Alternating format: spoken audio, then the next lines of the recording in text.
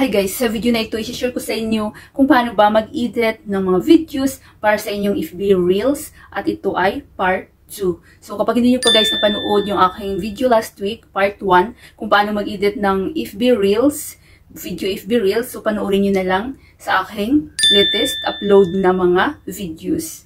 So bago tayo guys mag-start sa ating video tutorial for today, kung paano ba mag-edit ng mga videos para sa inyong FB Reels Part 2. So shoutout ulit tayo kay Elabris Mix Vlog, Claire's Vlog, Lazola Ivy, Miles Emerald 1111, and Zora Baghay 1641. So thank you so much guys sa mga nagpa-shoutout at laging nagpa-shoutouts at sa pag-support na aking mga video tips at video tutorial. So thank you so much guys. At kung sino pa yung gusto magpa-shoutout, so comment lang kayo sa baba at isa-shoutout ko kayo sa next vlog ko. Sa video na ito, i-share ko sa inyo kung paano ba mag-edit ng mga videos para sa inyong mga FB Reels at ito ay part 2. So kung hindi nyo pa guys napanood yung part 1, i-check nyo na lang sa aking video tutorial sa aking playlist. So, ang gamit natin dito is CapCut. So, ito yung CapCut guys. Hindi pa nakalam ng CapCut. Pwede siya sa Android, pwede siya sa iPhone. Ang gamit ko always is Android. So, pag hindi nyo pa na-install, i-install nyo na sa inyong mga mobile. Then, i-open na natin.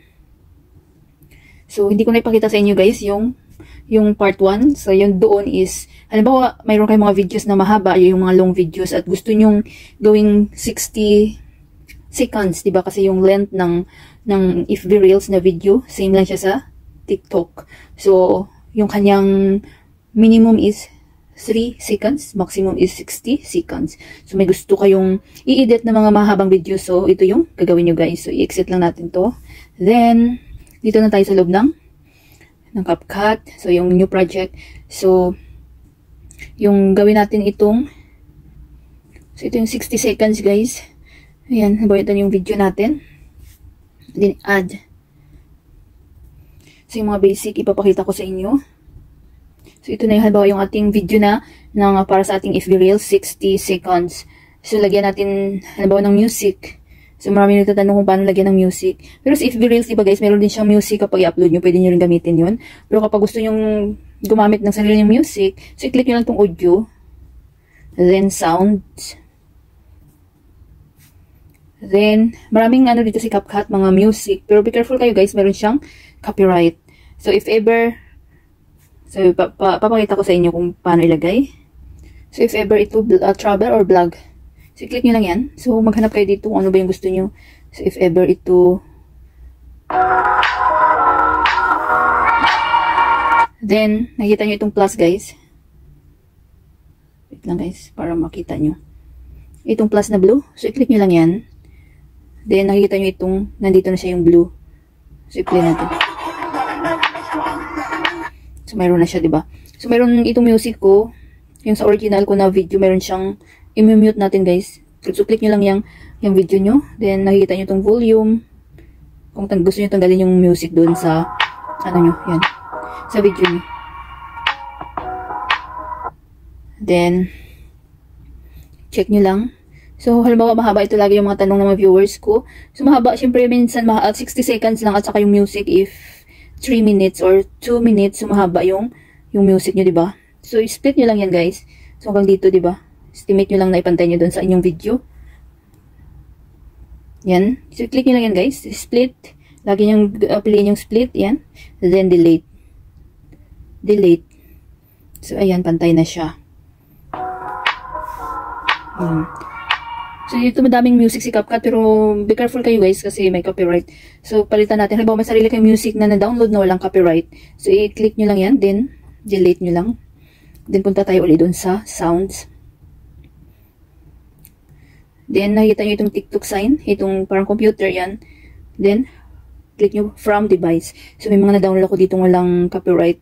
So, pili lang kayo dyan, if ever ito. Same din kanina.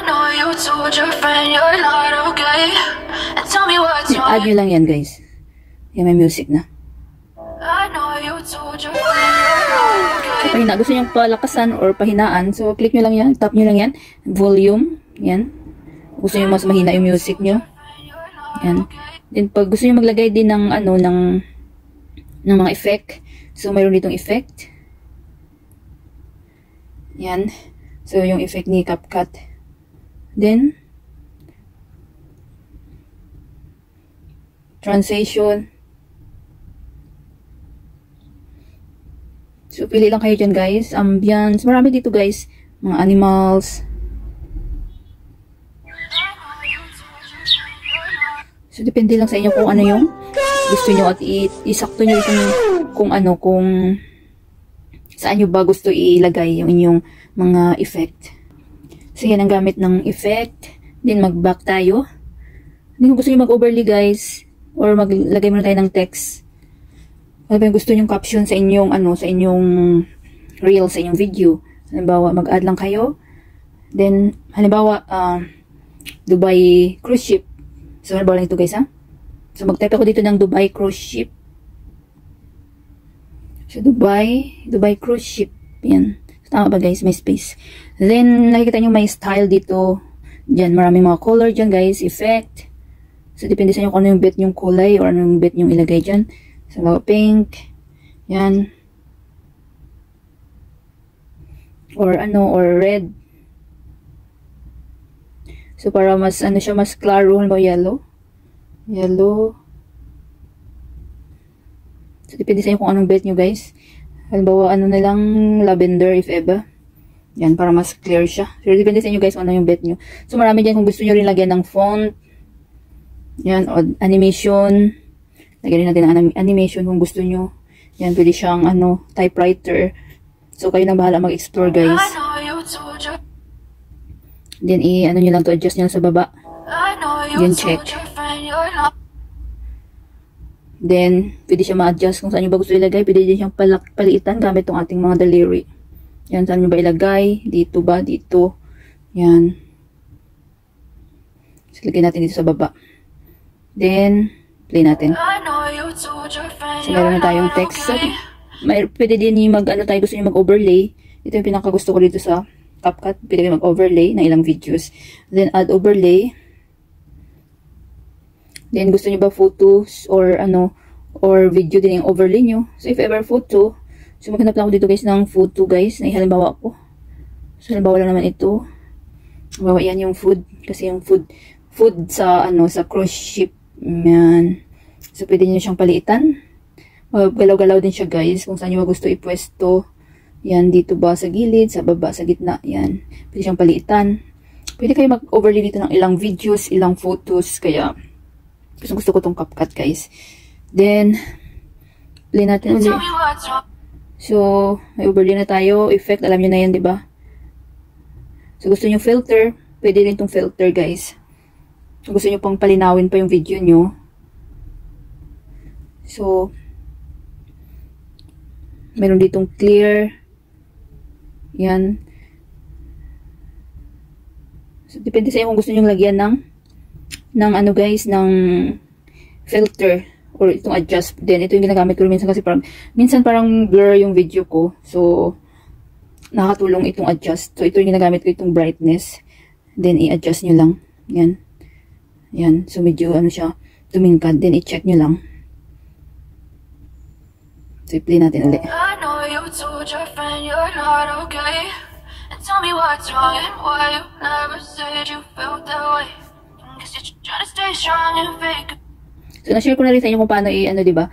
Paano mag-speed, mag-slow mo at saka magpabilisan yung inyong video doon sa una kong tutorial sa part 1. So, ito lang ang mga pinakamahalaga dito, guys.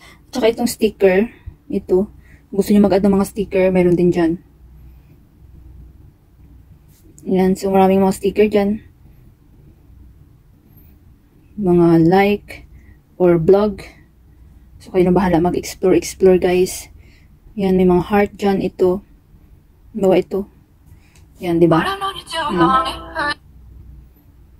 Palitan nyo. Gusto nyo palitan. Yung ganda siya. Oh, cute. Yan.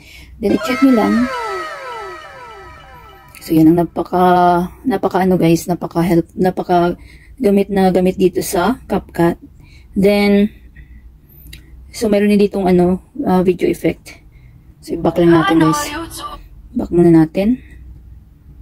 Then, itong effect. Ayan, maganda din ito guys. Video effect. So, super dami dito guys. Na mga ano, pwede nyo gamitin na para malalong mapaganda yung mga videos. Mga FB Reels, TikTok ba, or ano, YouTube.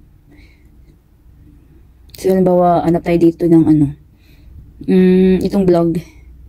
So, lagi ko rin ito ginagamit. Or itong ano na lang, itong lens. Pwede ka rito mag-zoom ng video nyo. So, hanapin nyo lang itong ano, zoom lens.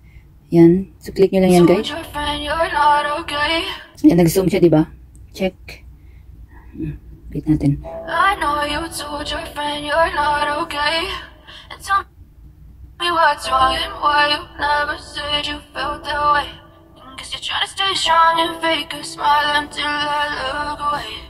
But I've known you too long, it hurts to watch your blue eyes fade. So, yan ang gamit ng mga ano guys, ng effect. So, napaka-basic lang ito guys na tutorial para sa inyong mga videos, sa mga FB Reels niyo or TikTok. So, tinuro kayo kung paano maglagay ng mga video effect. So, ito guys, pinaka-favorite ko itong mga video effect dito.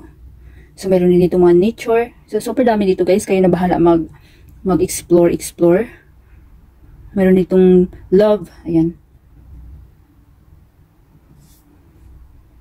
So, pag ilagay natin to, i-click nyo to, kung yan na napili nyo. Ayan.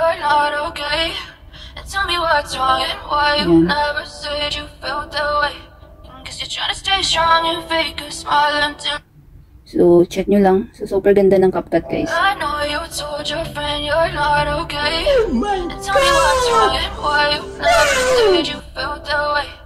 Guess you're trying to stay strong and fake a smile until I...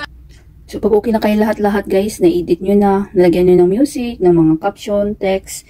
So, huwag nyo kalimutan pumunta sa ratio. Hanapin yung ratio at hanapin nyo yung 9:16. So, ito yung format ng Reels. Kasi yung pang-long video sa YouTube is 16:9. So, yan yung magiging format niya. Then, pag okay na kayo, gusto nyo nang i-save. So, ito lang, i-click nyo guys. Click nyo lang yan, then automatic na yun na masisave sa inyong mga gallery. So, sa akin, hindi ko na siya i-save kasi ang dami ko lang na-save dito.